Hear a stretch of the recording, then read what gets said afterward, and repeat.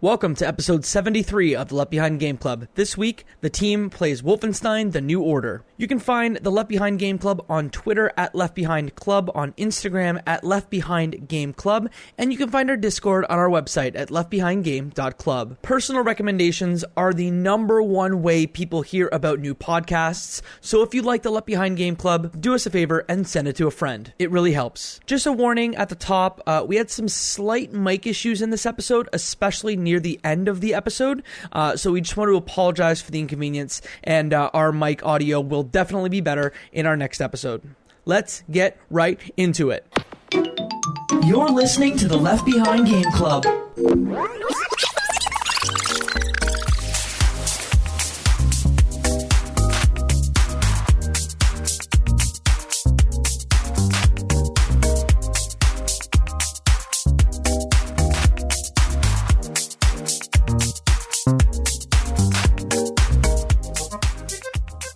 Welcome to another episode of the Left Behind Game Club, our never-ending attempt to make sure that no game is left behind. I am your host, Michael Ruffolo.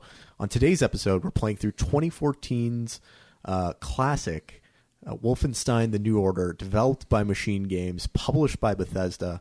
But before we get into that, I need to introduce our two special guests. One, the man you know and love, and the second, a very frequent guest, probably favorite friend of the show, Mr. Kevin Reaburn. Hello, thanks for having me. And obviously, if we're playing a game with guns, you got to have Mr. Mohammed Murtadi. I think we're doubling up today because usually Kev is a big fan of the guns as well. So I am a big fan of guns. So it's two on one today. Gun games. Exactly. Kev just had an experience at a gun range, so guns are fresh and top of mind. Yes, not a big fan of guns shooting them. They scare me. But fun when they're on TV. Or when there's a nice Groupon sale is what I also heard from your earlier discussion. Yeah, Groupon makes guns okay. You go to the shooting range, with a Groupon and get your bullets at a discount. Might as well have some fun at That's going to be the NRA's next little campaign. Guns are bad, except when you get a Groupon. Right. Yeah. Well, speaking of guns, there are a lot of guns in Wolfenstein: The New Order, the game we're playing today, or the game that we're talking about today. Boys, Wolfenstein was developed by Machine Games, released in 2014, published by Bethesda, one of the first games that they published. Before we get into that, I want to know, what did you guys know about Wolfenstein coming into this, and what did you know about Machine Games? All right. Can I go first? Because it's probably only going to go up from here, because I knew absolutely nothing, like most of the games that you tell me to play. I knew nothing except when I went to go download it, I was actually looking at the next sequel is called New Blood. No, the third game in the series is Youngblood. Youngblood, that's what it's called. I watched the trailer for that. It looked really cool, and so I was excited to play it. But other than that, no clue. Gotcha. No clue. So in terms, there's already two sequels to this game, and a kind of expansion. There's Wolfenstein: The New Order. Then there's Wolfenstein: The Colossus. And then there's Wolfenstein Youngbloods. So not to get too far ahead of ourselves, but Mo, what is your experience with Wolfenstein? Did you know anything about it? And did you know anything about Machine Games? No, I knew nothing about these guys. This kind of came out of the blue, but in terms of the brand itself, I feel like I've seen it everywhere, from Steam sales to PlayStation sales to Xbox sales. It seemed like one of those big popular titles that everyone else is playing, but I just kind of stay in the background that I never picked up. So when you mentioned you want to play it, I was like, okay, let's check it out. I kind of had like a Killzone vibe to it. I grew up in the PlayStation world, so Killzone 1, 2 were kind of like the things I for some reason associated with it, and I think it's because of the branding and like the box art. They show like the zombies with the masks and the two circles. That was my association to it. Didn't know nothing about it. Wasn't expecting anything that great. I just knew it was some kind of shooter. And little did I know, I was surprised. It's a pretty fantastic shooter, if I can say so myself. It's a great game. You know, I'm excited to talk about a great game. I know we didn't get that off the top, but I am legitimately excited to talk about this game because, I remember, being younger, playing the original Wolfenstein on, early PCs that I had, and then playing Wolfensteins on the Xbox and Xbox 360 generation. But this game has a whole different tone, way less supernatural, way more alternate reality. This game feels like a very distinct, defined world and really, really cool. Yeah. Before we get into the world building, though, I know there's a ton to talk about there. I want to talk really quickly about machine games. Did either of you ever play the Chronicles of Riddick games? No, I didn't. Those were movies, right? Were Vin Diesel movies? Yes. So they were based on the Chronicles of Riddick movie with Vin Diesel. But the games were absolutely phenomenal. Are you kidding me? So I'm not kidding you. It was probably the single best movie tie-in game I think I've ever played. Spider-Man 3? Spider-Man? Good jokes. But the Chronicles of Riddick games played with a fantastic hand-to-hand combat mechanic and hiding in the shadows and taking advantage of the special abilities that Riddick had. And that game was developed by a Swedish studio called Starbreeze. And when Starbreeze got into some troubles, developers broke off and created machine games. So this developer has quite a pedigree and a lineage, even if their name wasn't known by a lot of people coming into it. I'm looking into it now. They also made Payday 2. I've put in several hours in that game. And Brothers, A Tale of Two Sons, which we recorded on the podcast way earlier in the day. So if you haven't listened to that, guys, you got to jump in. That was a good episode to listen to. Good callbacks. So yeah, Machine Games, fantastic studio. Really excited to play a game of theirs.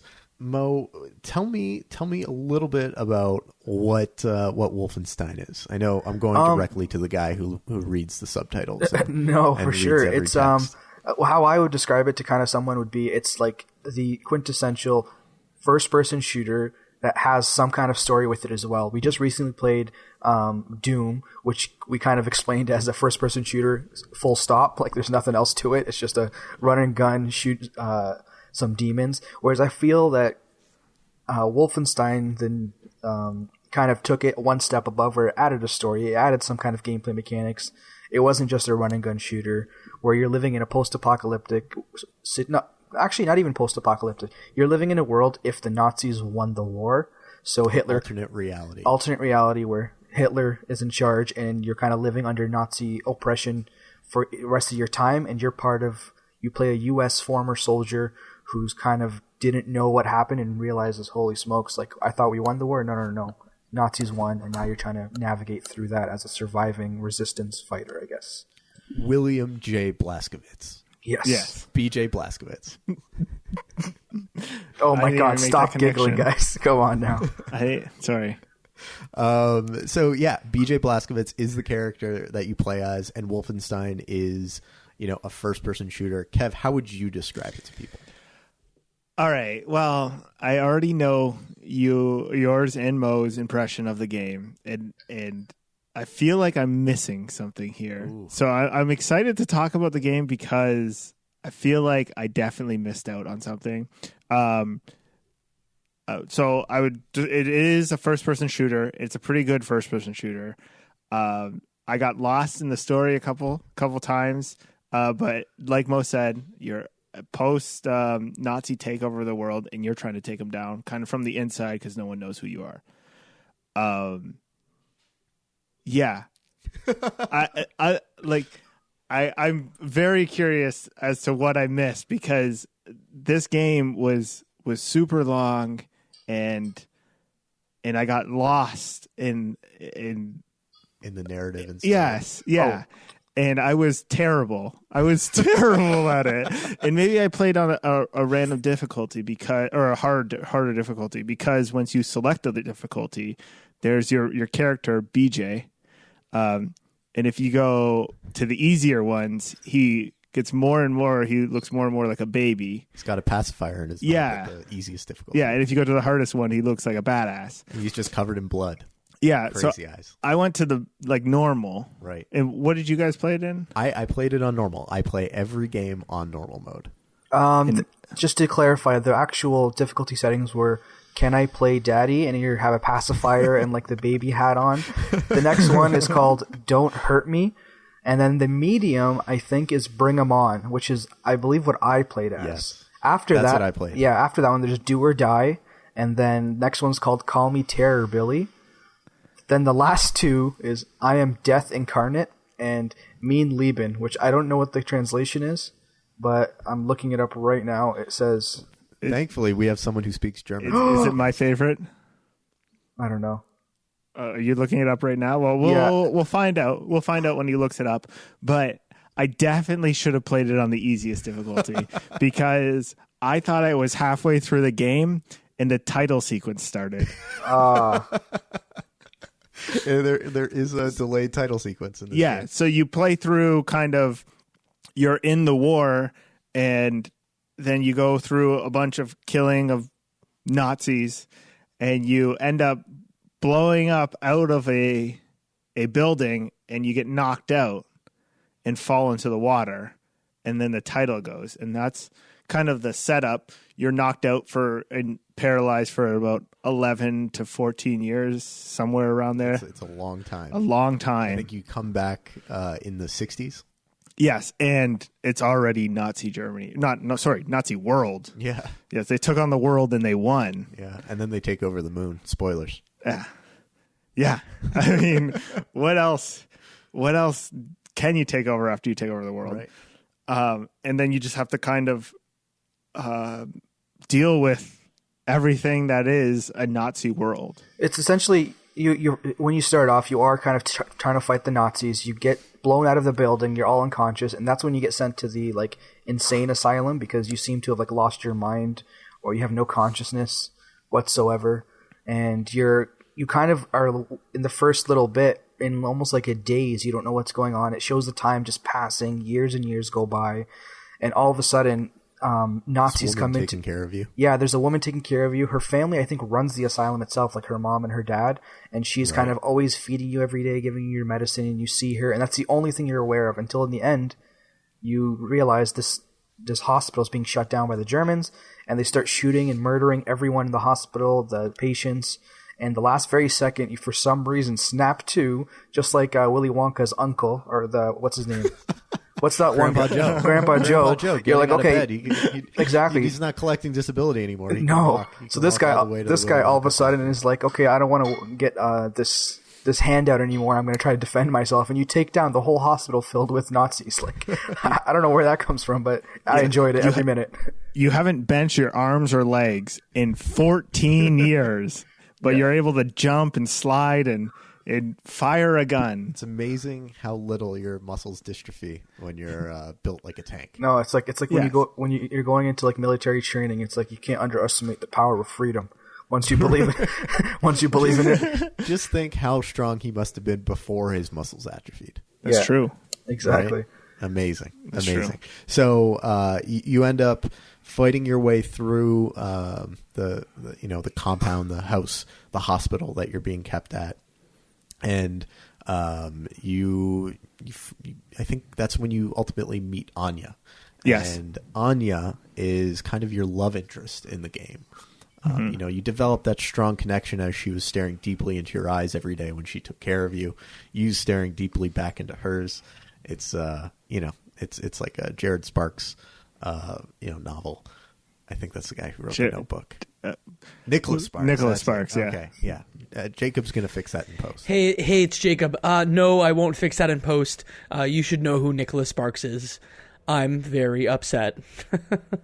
I hope so. But so she becomes a love interest, and you're immediately then on the run. You're on the lam because you just killed a hospital full of Nazis, and you need to escape. You're an American. Yeah, was this before or after the big decision with your two friends? This was after. Okay, so we should touch that. I rambled on. Yeah, and we missed that. Yeah, so there are a couple of key decisions in the game, and they split off into different timelines. And in the first act of the game, before you see the title card, you are part of the American forces storming. It's probably France somewhere. Yeah, and while you're in there, you stumble across. Do you remember his name? Yeah, Face. So here's the thing: his name is Death's Head, Death's Head. That's so wait, so the whole entire time until the very last boss battle, spoiler alert, when you're with him, I thought his name was Death Shed. And I'm like, why is his name Death Shed? Like the whole time, and I didn't think anything of it. I'm like, Death Shed. Okay, maybe he lives in a shed, and like that's where he creates death, and moved on with it. And then at the end, I'm like, oh, English, Death's Head, bad name. right. Like I get it. So yeah, I didn't even clue into what his name was. I'm sorry. I just thought he was Dr. Death. It's funny because, Kevin, you've taken over the mantle for Mo of like, there are guns and I like shooting them and nothing else I will follow. I have followers now. Yeah, that's true. Because like, again, I found it difficult to follow the story. Maybe it's because my headphones weren't up or I'm losing my hearing or something. No. To be fair, I don't want to pretend like I've paid attention to this whole entire storyline. When you started talking about how you got lost, I did the same thing. I just kind of started finishing objectives, and all of a sudden I was inside this house or underground somewhere. I was walking in tunnels, and all of a sudden now there's like a Shadow of the Colossus monster that's attacking me. Like that's my experience essentially with Wolfenstein. So I felt the same way as you, Kevin, so don't feel alone over there. Okay. Yeah, I mean, I don't think we need to tell every story beat. But if you guys will indulge me while I go over the high level, what ends up happening in the story is you escape, you meet up with other rebels, part of the resistance, and you end up hiding out in a safe house right in the middle, I think, of Berlin. Yeah. Yes. I'm so sorry, Mike, but we have to talk about the decision. The choice.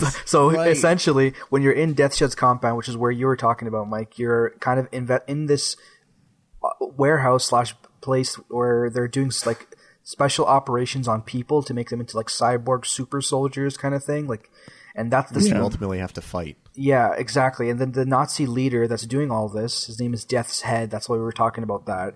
You eventually infiltrate the compound, and right near the end, he catches you and your kind of squadron of like friends. There's one older gentleman, like in his like mid 40s or 50s or something, who's with you, and then there's a younger other like sergeant with you. And he pins all of you down, and he makes you decide which one he's going to use as a cyborg like host to be another one of his soldiers. And there's no way out of this. You have to choose either the younger guy or the older guy, and that guy gets like, I guess not killed, but gets used as a host for one of these cyborg monster things. Yeah, but you don't find that out until later. You think you're just but he says it, saving him. But doesn't he also say which one's going to be better used for my experiments or something? And that. Ooh. And that's what I just assumed that was the stuff that went on in the background. Like I didn't think anything of it. I didn't even think anything of like. So first off, I tried not to choose. Same. Ooh. Because I'm a ride or die kind of guy, stick with my squad mates. Right. Turns out if there's robots holding you down and one death guy trying to tell you to choose one or the other, they just kill everyone. Oh. Yes. Interesting. So there's no ability to not make a choice. No, I started trying to like turn the camera to do to signal no. to signal no, yes, and he didn't understand that either. Right. Yeah. I ended up choosing lazy programmers. Yes. Well, sure. I ended up choosing Fergus, the Scottish guy. Is that Scottish guy? Scottish. Yeah, I ended up choosing him to survive, so I chose the other guy to die. Same. I thought it was a very clear and easy decision because earlier in that level or mission, Fergus is extremely competent and giving orders and helping figure things out. And the younger guy just seems lost in shell shock the whole time. So I'm like, if I'm keeping anyone around, it's the guy who like has seen some stuff and knows how to like handle himself. Yeah. And then so that is sweet accent. Yes, that's pretty much one of the reasons why I kept him, because I was like, okay, I need to make a decision now, so let's keep the guy who I like. And then you go through all that, and you then go into your 11 to 14 year coma. I still don't remember what it was. Right. I think it was like 14 years, but yeah, you after you choose your guy, you kind of can make this amazing little plot to escape the facility. You end up escaping. It blows up. You get into the hospital. La la la la la. Now you're meeting Anya, your nurse that you survived into the hospital with, and you kind of make a beeline to escape to go to like her grandparents' house to kind of get asylum there. Yeah. And and to be honest, I'm spitting this story out vaguely as how I remember it. It might be completely off, so if it is off in that Discord server, correct me, because this is what I understood. Okay. So essentially, you're meeting up with them, and they decide we need to get like some resources. We have to like get you, I guess, back somewhere. And all I remember, I blinked and I was in that little safe house with the wheelchair lady. That's what I remember. You were in like this secret bunker underneath some sort of water fountain, maybe, or somewhere something in the heart of Berlin. Yeah, you're right under the nose of all the Nazis, and that's when you find out that the guy you saved, Fergus, in all of our cases, is there too. Yes, and so he's upset that you saved him. Yes, which I assume both would be that way. Yeah, both would be upset, and I would assume he would be there too, unless he would just get lost. And I don't know. You know, I might play it again just to see what happens if you save the other guy. Yeah, it took me about an hour and a half to get to that point, so I'm not going to play it again. Oh, really? I feel like I didn't really. I don't know. I didn't struggle that much with the difficulty setting until like the very end near the big boss guy, like the tall one. Right. That's the only time I really had to. I struggled because I didn't know what to do. I'll quickly go through the beats from here. What ends up happening is you break into a prison. You break some people out of the prison. Not a Nazi prisoner camp. Yes. A Nazi prison camp. Yeah, I mean, if the Nazis Nazis are the technically harder than a prison. Wait, I don't want to kind of really skim through that one because like that was pretty cool. What you do is you're saving this one like technician that worked for the Nazis or whatever, who worked on Da'at Yichud, right? Is that what his name is? The name of the group he was working for. Yeah, and he was like some super like technical guy. Kev's just looking at me shrugging. Yeah, like I don't know all the names. Do you remember? No, but it was in the prison. The one guy you kind of save where the lady's face gets blown off. Yeah. Yeah. So Frau, what is her name? Frau Henge? Frau something? Engel, something like that. All I know is she's Frau Badass because she gets her face blown off by a giant cyborg robot and trucks her way away, survives this whole ordeal and kind of is the main bad guy to come get you all the time. Yeah, and she first gets introduced to you on a train when you're trying to be... Oh, yeah. Yeah, you're trying to stealthy look like a Nazi, and you're like carrying like a cup of tea or whatever, and she makes you touch. She gives you options of photos of what to touch. Or of in questions, and you have to touch one of the photos. And I'm assuming that no matter which photo you touch, it is going to come out to the same result. But she claims to know, like based on some psychological experiments, to know if you're a Nazi or not. She's essentially She scares you. She's Miss Cleo before Miss Cleo came out. She's like, call me now for your tarot card reading. And she's going to tell your future by reading your palm, essentially. Yeah, and then she. She puts her gun down. That's what it is. She puts her gun down next to the photos, and she said a non-Nazi would have just grabbed the gun and tried to shoot her. So she knows you're a Nazi. So she gave you a pass at first, which was a really cool sequence. Right. And then craziness ensues, and her face ends up getting half ripped off. That's how I saw the story. I mean, you definitely got a beat. There's definitely that exists in the story. Yeah. Yeah. So one of the things that you find out as part of the resistance is that there is this technology that the Nazis are trying to get a hold of.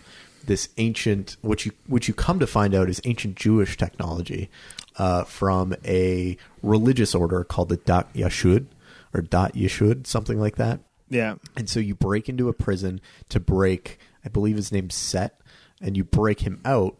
And his kind of philosophies, like the Da'at Yichud, their philosophy is that you get closer to God by understanding the universe more, by creating more and more clarity. That's how you get closer to God. And so this whole order was devoted towards coming up with scientific, mathematical, and engineering advancement. And so they had all of this technology that was super advanced. And so once you break him out, he says, okay, we're going to go to one of our, hundreds of underground hidden vaults, and we're going to get the technology, and that's going to help us take down the Nazis.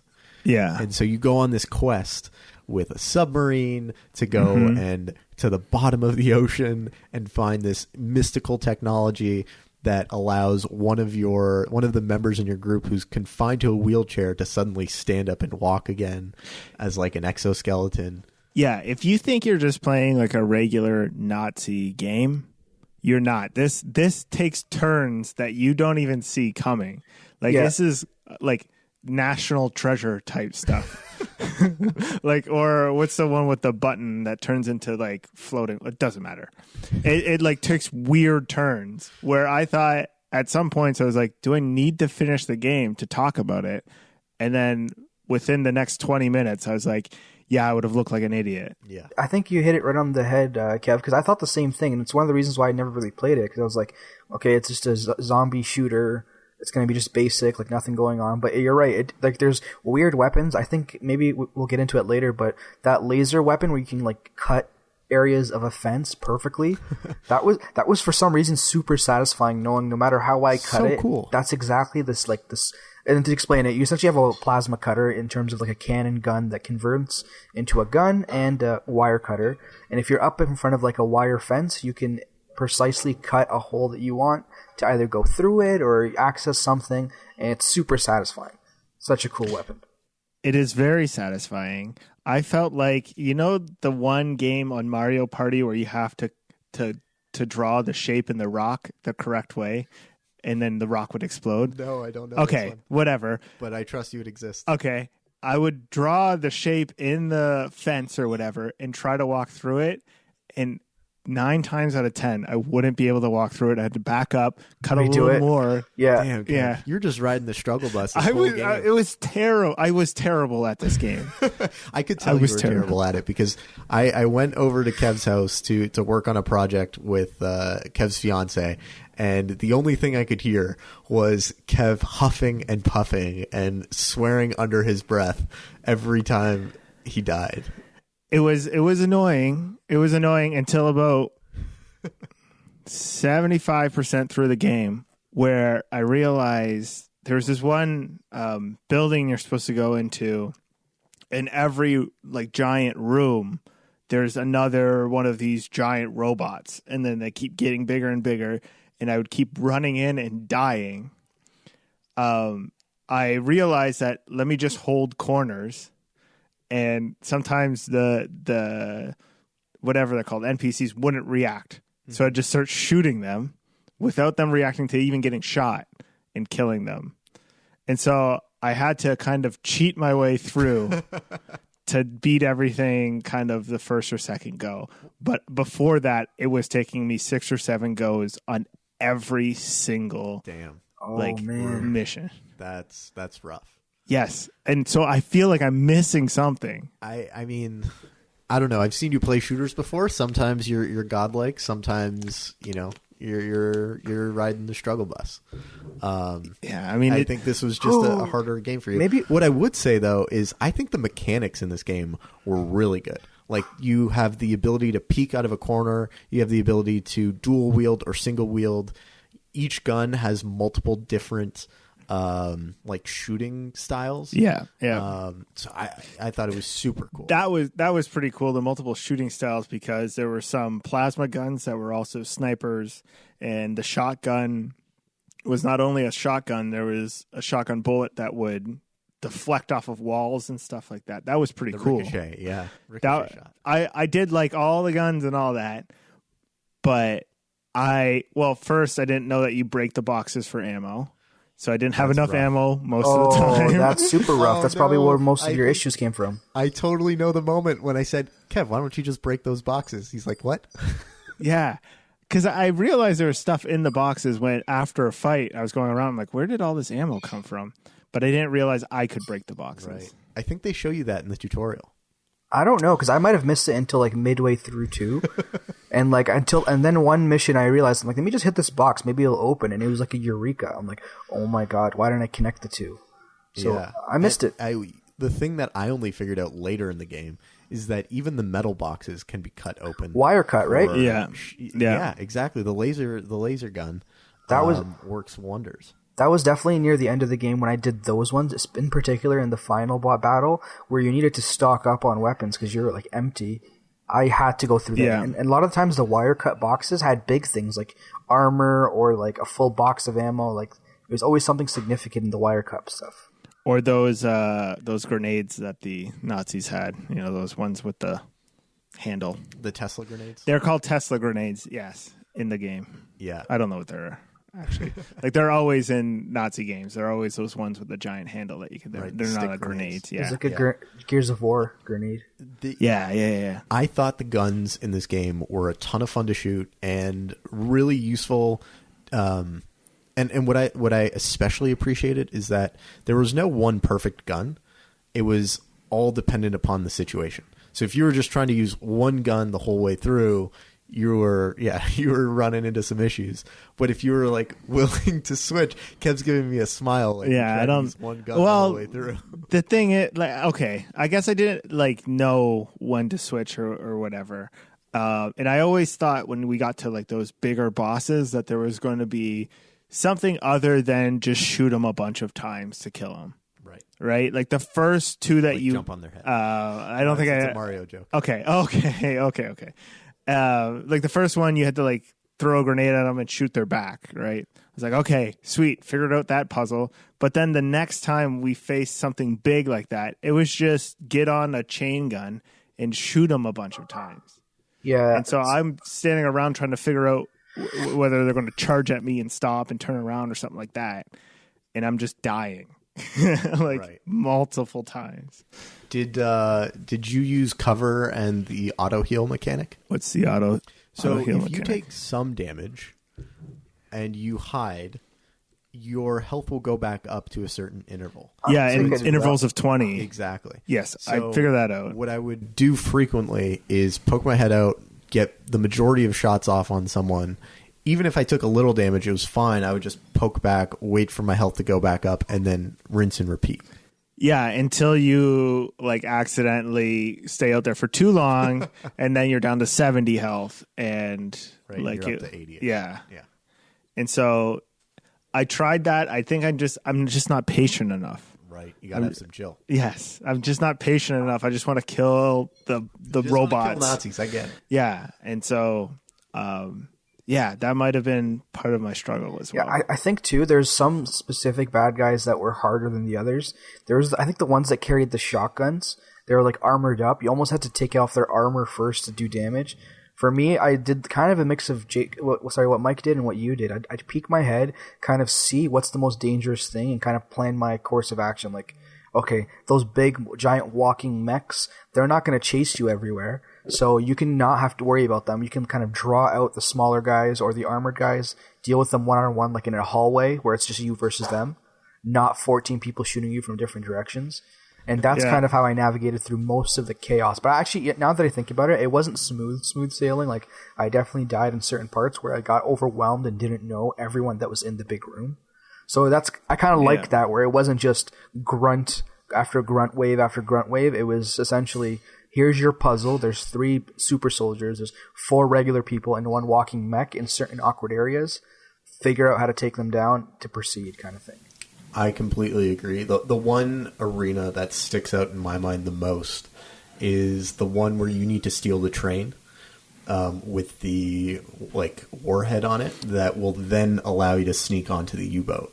Yeah. And there's a door that you have to hit a button and the door will open and a big auto mech guy comes out of it. Yes. And you face just a full smattering of the different types of enemies. You face some of the smaller infantry guys. You face the shotgun guys. You face a couple of the big tank dudes. You're facing a whole variety of people. And there's a ton of different terrain to be on. You can be higher up. You can be around a corner. You can be in an alleyway. You can be on one side of the train. And there's a lot of different places to get ammo and be there. And it took me a couple of times to get through that space. Right, but I also found it to be so rewarding because there were all kinds of different ways to tackle it. And you face just about everyone in there. Yeah. So when you were telling the story about me swearing under my breath, I was on that level. Yes. Okay. Makes sense. And he came downstairs and was like, have you just tried to fight it from up top where you press a button or something. You press a button and all the mechs start waking up. Yeah. And you're kind of in a shielded area, and if you just wait there, a bunch of soldiers just come in through the door, so you can just easily pick them off. But I was trying to like jump down and recharge my electric guns. And going on one side and the other. I died so many times. I did the same thing until I did exactly what you suggested, was just staying up there. What I also did in the first sequence where you're holding the button to bring up the door, where that one mech kind of surprises you and kind of busts through, I saved his weapon. Like once I killed him, I took his weapon, I took it upstairs. Yes. And then I waited for the big mechs. And then I used that. I think I took down one of them. Then I got that one's like gun. But I felt like I got lucky in that final sequence. I can't remember exactly, but I remember thinking to myself like, oh, I definitely like got a lucky grenade where I got two people at once or something. Here's the other little hack for that level. You don't need to kill everyone. All you need to do is get to the train. Oh, I did though. I killed. Luckily. Really? Yeah. I started killing everyone, and then I realized like, oh, all I need to do is get to this train. Because there's like a little vent that you can go through to get to the door that's really close to the train. Yeah. Walk down that and you're home free. Yeah. And it's not as far of a run as the final boss battle. Yeah. I wish I would have done that. Yeah, I didn't want to give you I didn't want to spoil it. I killed everyone. Yeah, same. Eventually. So yeah, I think there are a lot of really good little puzzles there. Mo, I did the exact same thing you did, which is steal the big machine gun or turret guns that you find throughout and recharge them and use them on some of the bigger enemies. I'm a little embarrassed how long it took me to figure out that you could recharge those guns. Oh. That those were guns that use electricity. But once I did, man, the game just started flying by. Yeah. Can we talk about those recharging stations? They were everywhere, and I didn't know what they were at first. They were just originally to recharge your what's it called, welding? Your laser weapon. Yeah, your laser weapon. And then you started getting more and more weapons that use them. And so this was part of the technology that the Nazis developed, and that's how they took over. Yeah. Correct? Yeah, there's the laser pistol. There's the laser AR that, one version of it has a scope like a marksman's rifle, and then you flip the shooting type and it's suddenly a laser weapon. Yeah. Then, one of the things that I don't think we touched on is the laser weapon that you get at the beginning to cut holes in fences and boxes and wherever you need to go. That weapon gets upgraded quite frequently. I think I got maybe 4 or 5 upgrades on it throughout the course of the game. And, it was only at the end of the game that I realized, man, this thing is really strong when you use it on the big enemies. Yeah, I'm thinking that might be the part that I missed out on, because the little upgrades would come up on your left-hand side and there would be a bunch of reading. And I would just, okay, whatever. I would just read the headline. It can refract now or whatever. Or it can do this. Yeah. I'm like, okay, sweet. That's it. Never used it. Well, I did use you could scope in with the laser weapon, and it would highlight all the targets, and when you shot, it would shoot them all, and it would get rid of your energy really quickly. Yeah. Because you were doing a lot of damage. That would do a lot of damage, though. It's almost, I found it being worth it, where I'd take someone out, like I charge one shot, blast them, especially for the final bosses. That's exactly what I did. Final boss. You needed to do that. Like, you had to run, shoot a couple shots, run, shoot like one shot. Did you get all the upgrades for it too? Because you can like increase your capacity. Yes. And then there's a bunch. Oh, maybe I didn't. I don't know if you can skip out on the upgrades. Okay. I think what ends up happening is you just find them in the course of like playing the game. Oh, sorry. Okay. But I'm talking about, I think, the perks or whatever, because those ones that you had to like complete specific types of tasks to get. And I think that's the extra battery life you got from like, I think using the laser gun using a gun and not missing one whole clip, you're able to get like extra battery life or something. Yeah.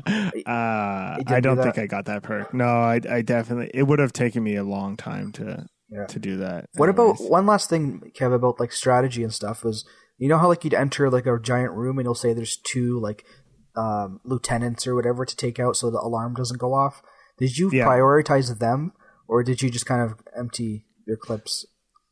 So when you walked into a room, it popped up on the left side. It was like this kind of sound, kind of they're graph, whatever it's called. Lieutenants are 10 meters that way. Yeah, and so I would try to be stealthy, and I would go up behind them, and like I don't know if I thought everyone in the room had those. Oh, I didn't know that those were specific ones. Yeah. So I would go around and knife a bunch of people in the back. And I guess maybe I didn't knife the right people. Right. And the alarm would sound. And I'm like, okay, well, at least I got 5 of them down. Did you throw your knives at all? Yes, on accident. There's a couple times where I'd be running up to someone and I thought I was close enough to stab them. And it would throw it. And it would be the coolest kill I've ever gotten. All those metal dogs I used the throwing knives on because I was always scared they're going to wake up. Right. The stealth was so good in this game. Okay. I love the stealth. I don't think I was that stealthy then. I didn't kill a dog with a knife. That sounds bad. But They were Nazi dogs, don't worry. Yeah, every time I killed a dog, it was either shooting a full clip at it while it was running up to me, or when it jumped on my shoulders, and I just stabbed it in the neck a bunch of times. I think almost exclusively got them when they were asleep, like the robot cyborg Nazi dogs. There's only like 2 times where like they actually attacked me, and I was like, this is kind of like annoying because I'm just shooting a person who's asleep right now. So I think you were better at it than I was then because the dogs jumped on me quite a bit, but I feel like I got the majority of them when they were, sleeping or with their backs to me. Oh, I didn't see a single dog sleeping. And they always scared me. They always scared me. Like there was a couple times where I was just like, I verbally screamed. Because they like popped up out of nowhere. Yeah, gotcha. I thought the stealth in this game was so good. It feels a lot like the stealth in Chronicles of Riddick. The one distinct difference being that you don't know when you could be seen or not. They don't have like a good visual indicator of it. But I thought it was very forgiving. You could sneak up on everyone without any issue, and you could move pretty quickly. But I thought it was really great. And so, I think we quickly got onto some of this, story overview, but let me just wrap it up, and then we can get into some of our favorite characters. Once you get down to the bottom of the ocean, find this ancient Jewish technology, which is extra ironic that it's ancient Jewish tech that helps take down the Nazis. You then have to get to, I think you get on a U-boat, and then you have to get to a moon base. So you can take a nuke and ultimately take down Nazi Germany. Yeah. And should we explain what that weapon was? The ball of like the best way I want to try to explain it is think of like the Quidditch ball in Harry Potter, like the golden snitch or whatever. Right. Yeah. It's essentially the golden snitch, a golden ball, and it shoots out wires from every direction like a spiked ball.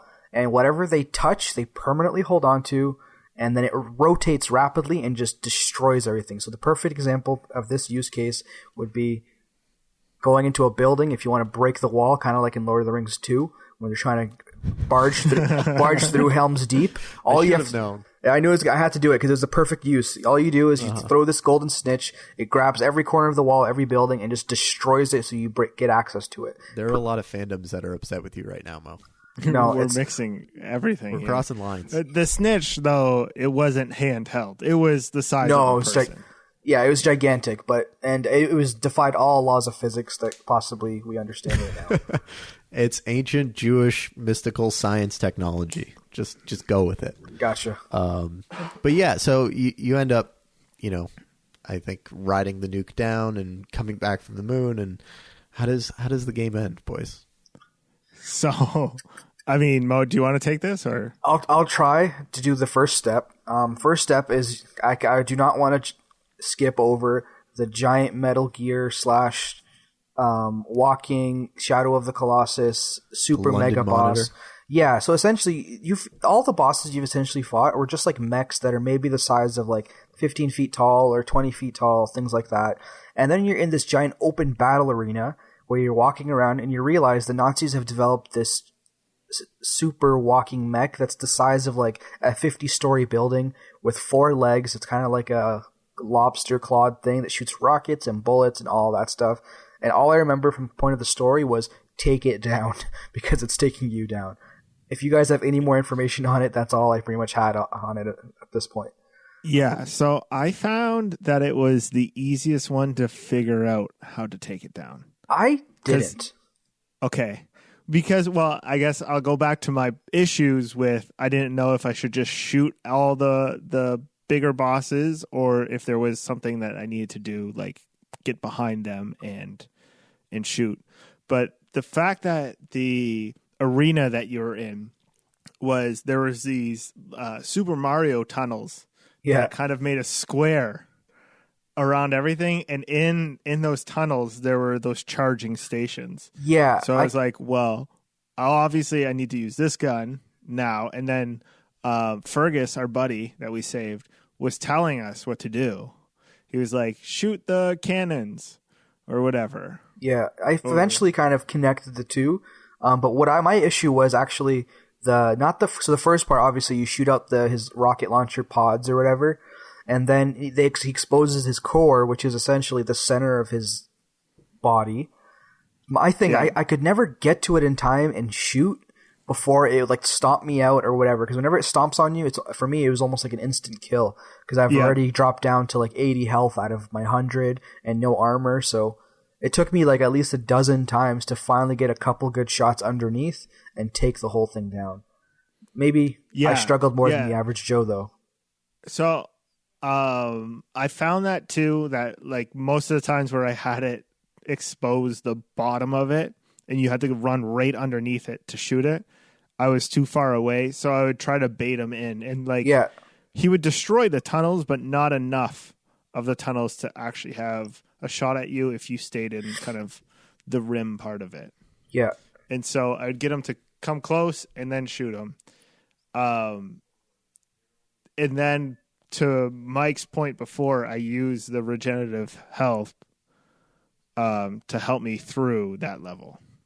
Yeah, me, it was just like... If that makes any sense. Yeah, no, that totally does. I kind of kept that cadence of like, I expose myself only when I'm about to shoot, and then I hide. So my health and my armor was kind of okay. The only time it kind of died was in that last part when I had to shoot underneath. Like, it was a total struggle. I started really being conscious of like health and armor around me. I would not take it unless it was like absolutely necessary. Like, in this game, it has that mechanic where if you get more health than you store, it will overcharge you. So you'll have like, if you have 150 max health, you can get 200, but it slowly trickles back down to 150. So you either take it before a big fight, but in my case, I never took it unless I was below my max threshold. I never overcharged. Same. And by, just so we're not confused, by the easiest boss, I died maybe 4 or 5 times trying to do this. So like, I think I'm in the same boat. Yeah. No, I died a dozen times at least in this big one. Okay. Because I found that I was actually, maybe it's because I was so close to the finish. I was like, oh my goodness, like hours and hours and hours of playing this. Holy cow. Yeah, I can actually figure this out. And so maybe that was the excitement on my part. Yeah, the only thing that can make me save myself in terms of my respect in this game was, I think I got to that boss. I tried it like 2 times, and then I stopped playing for that day or whatever. And then when I picked it up again, I had that like get to figure out the mechanics again when you first play a game for like the first 2 minutes or so. So maybe that's why I kept dying, but maybe I just suck. I could also. What other boss battles stood out in your mind? Well, the first time you see a big kind of mech looking thing is you're driving with the grandparents and you hop on the door and you get flung off and you're faced with 2 of them right off the get-go. And coincidentally, you have 2 Tesla grenades. I didn't realize that was the key. I was just trying to get them stuck in places and then trying to get around them. That one stood out in my mind maybe because I played it the most, and and just figuring it out was such a reward after dying so many times, because you couldn't hide anywhere where they wouldn't just like look around a corner and just start shooting you, and then you'd be from 150 down to 0. Or they can shoot that floating electricity ball that's on a timed explosion. Yeah, that was annoying. which will end up neutralizing any of the big chain guns that you would have. Yes, if you had anything that was electricity powered, those kind of or pinky little explosions would just take out all the electricity from your gun, and you'd have to go reload it from. That was the most annoying thing stations. probably in the game, was getting shot by the electricity and losing all of your power. I want to say I was okay with those two initial walkers that kind of show up earlier in the game. I think because I did hear that, use the grenade to like stun them, and then I just emptied like both my machine guns all into like one of them, and they were down. We didn't talk about dual wielding. All the like weapons we had in this game, you're able to dual wield, which is kind of like a thing that doesn't happen anymore, except like in Halo. Tell me about it, Mo. Did you dual wield a lot? So when it first happened, I'm like, this is so refreshing. I haven't dual wielded in a while. Used it for quite a bit. Its only use was initially when you're excited, and then once you start getting super conscious of your ammunition, I felt like I kind of drifted away from it unless I was in a swarm of people where I needed two double-barrel shotguns at all times. Didn't care about aiming. I knew I was going to hit someone, so it was a really cool mechanic to have, especially how you can add attachments or like additional features, like the pistol, you can put silencers on them. The the assault rifle, you can add a rocket launcher to it. It was kind of cool. I use how those you rockets control. a lot. Yeah, I use them just for big guys. I saved those like they were gold. I ended up saving those as well a lot, but very typical of these types of games where you're constantly picking up ammo. I found myself at the end kicking myself that there was just always more ammo, especially that special rocket ammo, than I ever actually used. It was always just on the ground, and I wasn't using the special version or the special ammo enough for it to make my time easier and have an impact. I had the opposite experience, so I didn't have enough ammo a lot of the times, and I dual wielded once on accident because I meant to go to my shotgun. I went to a dual wield shotgun, and it was too busy to switch out. Right. And then I'd never used it after that. So because of ammo. Just like Mo, whenever I was in a crowded room or a tight corridor or facing off against an enemy that I just needed to like get a ton of damage on very quickly, that's when I would dual wield. Any other time, I highly valued being able to aim down sights and pick my shots. One of the best mechanics too with that dual wield, I use the dual wield, but just so I can be shooting while I'm reloading. So I would like prioritize, let's say, my right gun, like shoot, and if I needed my left one, I'd use it. But that way, once my right gun was empty, I'd switch to my left gun, just shoot while the other one's reloading. So it was like, what? I didn't even know you could do that. That's amazing. Yeah, no, I used my dual wield very rarely, only when I felt like I said, I had like a giant swarm of people. But did you guys use the shotgun alternative ammo, the balls that bounced everywhere? All the time. Oh my god. The best ammunition in video games. Like it was beautiful. Like you don't even have to see the person. You shoot near them and they're gonna get toast. It was awesome. Yeah, you didn't even have to go in the door. Right? You literally could stand on the edge of a door, be protected, and just shoot in, and then walk around the corner and everyone's dead. And then you just take the ammo from the big guy who was shooting those same bullets at you, and you replenish your ammo for that. It was definitely OP. It was even good at distance. Yeah. Yeah, I mean, it just kept bouncing. So what weapons did you guys use the most, or which ones did you enjoy the most? I enjoyed the sniper rifle turned to laser gun. The marksman rifle? Yes. Because if you can shoot people without them knowing where you are and shooting back at you, that's my kind of game. My kind of game is where you can shoot people and people don't shoot back at you. And then it was also very powerful to where I could hold the corners and shoot the laser gun and then just reload it at one of those things, and I didn't have to worry about ammo. Mm-hmm. Right? If I was going to try to take down a giant, like one of those giant mechs, I would use a laser gun so that I didn't have to worry about ammo and save the ammo for all the little guys. Yeah. I was a big fan of the automatic shotgun, the big guys. with the ball ammo. I rarely had it because I used it all the time. I didn't save it for anything. If I had it, I was using it. And I almost found that, like, if I had just... If I was told you can only use one gun in the game, I feel like that's what I would have used. Even though I was kind of crippled with the long-distance type of shots, it wasn't as good as, obviously, the sniper or the regular assault rifle or the pistol. I use the assault rifle a lot. Of course. And I came to grow a love and appreciation for the laser rifle. Both laser rifles. That's the marksman as the alternative fire, but also the one that you use to like cut holes. In the LaserKraftWerk. But it was always like 3 shots and you were out pretty much, unless you used the targeted one. That one was like 1 shot essentially and you were done, or 2 shots. But what I loved about it was I obviously wasn't using it on, like small guys. Although you'd literally, they'd be left with their shoes and their hat if you did. It was 1 shot. It was definitely a 1-shot kill. But I really appreciated taking down the big guys really quickly with these laser shots. 100%. 100%. It smoothed out my experience with the game so much. Yes, especially with when you get the scope or whatever on it that targets like the grid. That one I felt was like almost like an overpowered weapon, but I like how the ammo was used up. I guess it made it a little bit more balanced. So, I feel like we've talked about the weapons, we've talked about the story, we've talked about how difficult the game can be at times, we've talked about, the overall style of the game. I think one of the things we haven't talked about is, the characters in the game. I don't know if I'm asking the 2 right people here, because I don't know if you have strong opinions on it, but I loved the characters in this game, and I've got a favorite, but before I reveal mine, I want to ask, who's your favorite character?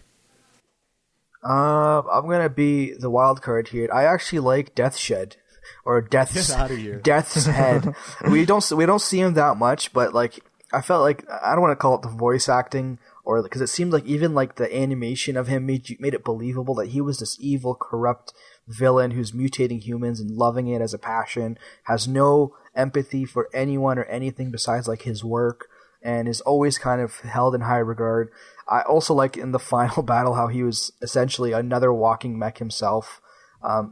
That's kind of my favorite. I felt like the main character was very generic, like super-willed U.S. military guy, super strong, never gives up, the whole hurrah. The wheelchair lady was pretty cool too. I was really offended when she got the Iron Man suit because I wanted the Iron Man suit. And I thought that was a total rip-off that we don't get that Iron Man suit. I think her name was Caroline, right? Yeah, she was cool. But that's my opinion there. I like Death's Head because of how genuine of a villain he was. And then my second one would be the wheelchair lieutenant lady because I felt like she was pretty much the brains of the operation. Bad guys is the little the boy toy. The boy toy. He was hilarious. Yeah, he was hilariously like you're like, of course you would do that. Of course you would do like. I just thought he was just like a perfect character. There was like the strong, powerful woman, and then there's the boy toy who will do anything for him. He's a pretty boy. He was a pretty boy. When he jumps out of the vent and stabs you. Oh my god, that was scary. Man, that like actually shocked me. He's like Waylon Smithers from yeah, The Simpsons. Exactly. That's exactly it. Everything he does is for her. He jumps out of that vent. And then while he's trying to kill you, like all great villains do, they take it slowly. And he was like Skyping her. Like it didn't exist in 1960. Yeah, let me FaceTime you real quick. Yeah, let me FaceTime you real quick. Yeah, and like trying to like kill you slowly like an idiot. Because, I mean, we survived a 14-year coma and stabbed a Nazi after that. Like we can deal with whatever you gave us before. Do you remember how the boy toy dies, though? Don't you kill him? You stab him. It was one of the most vulgar ones. You're facing him. You're supposed to die because he puts poison in you, but you're like, no, America, freedom, I don't die. And you get up and you stab him in the side of the head with your knife that's already in your chest. You pull the knife out and you stab him in the side of the head. And he's like, what are you doing? Like you're. And he's just like, hoorah, next mission, let's go. Yeah, yeah. BJ Blazkowicz is like, he's a tank. He is. And my favorite good character is his name is Max Haas. Oh, the guy with half a head. Yes, the guy with half a head. Poor guy. The Lenny from Of Mice and Men. Yeah, He's Lenny. He's just like a big oaf that guys. Yes, he's very he's still childish because of he has half a head. And the reason why I say he's my favorite was because he was hiding things and there was toys around that you were collecting for him. And I did not go back and give him his toys before I exited the mission. Same. And I felt so bad because I was like, maybe I can do that, talk to Anya first, right, and then give him back his toys. Yeah. I was wrong. It just takes you to the next mission. What do you get when you give him the toys? Is there a perk or anything? I don't know. I did the same thing Kev did. I felt really bad for it, though. But he was just a big oaf that was just kind of taking bullets for you at one point. He opens up this giant doorway for you to go through. Yeah. And he has flashbacks anytime he hears different. I felt for him. And that's why I liked him the most. You can't just pick the main character as your favorite character. So I think Max, the big fella there, he was definitely my favorite good guy. My favorite good guy is Tekla. I don't know if you remember. Tekla is the crazy genius who is constantly rambling and scribbling notes about the probabilities. And she's the one that you teach how to shoot weapons. And allows you to. You didn't do any of that, Kev. You're looking at me like I'm crazy. Teach you what? No, I didn't do it. Teach her how to shoot weapons, and at the end of the game, you're escaping because she decides to stay back, and she essentially says, "If each of us kills 13 of them, we'll win the day." And she's like, "And I'm already on 22." Wow! And so she decides to stay back with a room full of pistols and just kill Nazis as they're raiding your hidden bunker, and she's the reason you get to escape. Okay, I forgot about her. I completely forgot about her. I might remember that, but I don't remember teaching her how to shoot. She was the one sitting in kind of a room full of just papers on the wall when you first get there. Okay. So I also think that there are character development missions that I think you stumble across when you're in the hideout, and I don't think you have to play them all, and I don't think you get the ability to. You know what? Did you teach her at the top of the hideout where that target was? Because I saw that target a couple times. I don't remember. Okay, never mind. No, I know what you're talking about. You're talking about the knife throwing thing. If you pick up knives in the box next to that bullseye, you can throw them at the bullseye. I did that. Yeah, okay, but I remember the girl because I remember the room, but I didn't interact with that side part at all. I'm looking up the pictures now, and I remember the room with the notes, but I don't remember talking to her or any of the pictures in the Google image search. She's such a good character. There is one moment where you're sleeping with Anya, and she just comes into the room and starts ranting about how you're her first or only friend, and how you might be an idiot, but you might understand. And she talks to you about determinism and mathematical certainty. And it's this crazy idiot savant moment. But she's so cool and such a well-developed character. I was kind of in love the whole time. I was like, just give me more of Tekla. Yeah, I definitely didn't do any development, That's so cool. Character development in her. To, have the same character side quests and stuff. No. My favorite evil character is Frau Engel. Of course. She's just so perfectly evil. Yeah, everything. The voice acting, the story, the animation. Yeah, perfect other bad guy. Yeah. So, boys, I feel like we've covered a lot. There's still probably more to say about Wolfenstein: The New Order, but we'll save that for another day.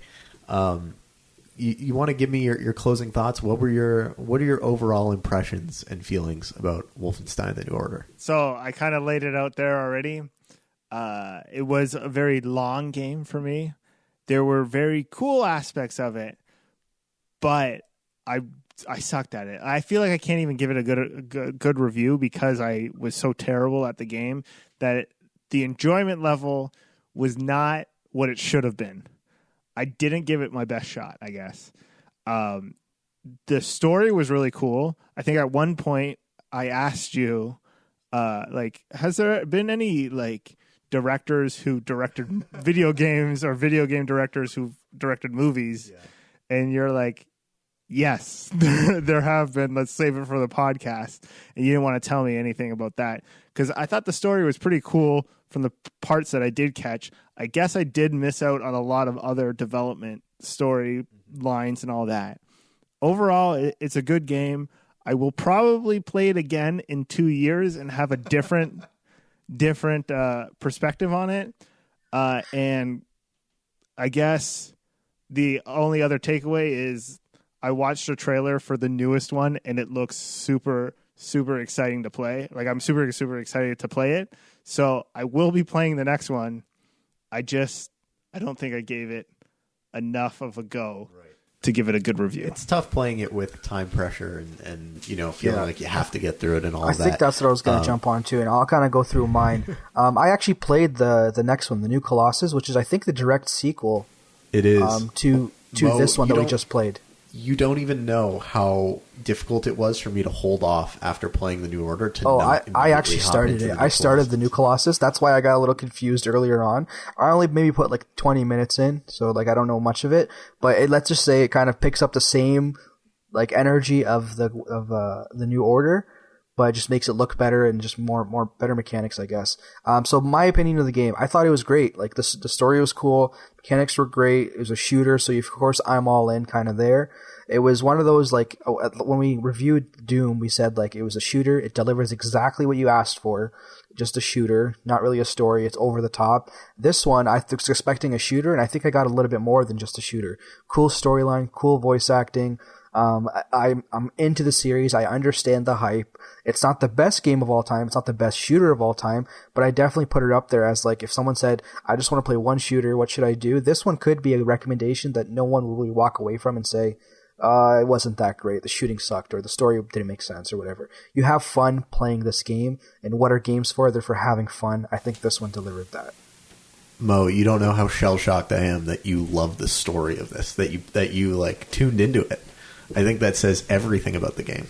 Yeah, it was a lot of it was like believable voice acting. Like they all seemed like they were the characters. They weren't just people reading lines. They weren't just making a big deal over nothing, or like if something was shocking or traumatic, they appeared like that. If something wasn't, they didn't make like a song and dance about how, oh, you should be sad for this person. No, you felt sad for Max because he was a sad character. Like you felt bad for him. Like there was a lot of things that were delivered like in a real way where you're like, this isn't just a story just because we want to make a story. No, this is, if this was post-Nazi Germany and the Germans won, this is a crazy way of how it would have happened, and come on along for the ride. That's how I kind of experienced Wolfenstein. Totally. I love that explanation. Wolfenstein, The New Order felt like it kind of, if Tarantino made a, it kind of spoke to me like Inglourious Bastards, where it's kind of an alternative timeline, but it's like the world you live in. And this game feels so well directed, both in terms of the voice acting, but also the cutscenes and the characters, and everything comes together really well. And it feels like a cohesive world that makes sense. And I think that's so rare in games, that you get a sense of presence in the world and believability in your setting, and it's more than just a person with mechanics in a space. Yeah. And because this game was so well designed, it made me feel like it was kind of closer to a Tarantino film than it is your typical video game, and it's got some really over the top characters, and I'm so impressed with this game.